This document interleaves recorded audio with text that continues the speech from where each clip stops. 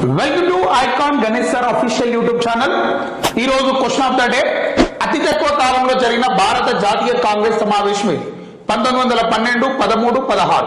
మరి అతి తక్కువ కాలం జరిగినటువంటి భారత జాతీయ కాంగ్రెస్ సమావేశం ఏది అంటే 1912వ సంవత్సరం. ఇది రైట్ ఆన్సర్ అధ్యక్ష. మరి ఈ సమావేశం ఎక్కడ జరిగినది అంటే బంకీపూర్ కేంద్రంగా ఈ సమావేశం అనేది జరిగినది. దీనికి మధుకర్ అనే వ్యక్తి అధ్యక్షత వహించడం జరిగినది. బంకీపూర్ అంటే ఇది పశ్చిమ బెంగాల్ కేంద్రంగా కనిపిస్తుంది. అతి తక్కువ ముస్లింలు హాజరు కాని సమావేశం కూడా ఇదే. ముస్లింలు హాజరు కాని సమావేశం కూడా దీనిగానే గుర్తించడం జరుగుతుంది. నెక్స్ట్ ఇకపోతే మరొకటి ఏమిటి అంటే 1913వ సంవత్సరం ఈ సమావేశం ఎక్కడ జరిగినది అంటే కరాచీ కేంద్రంగా జరిగినది.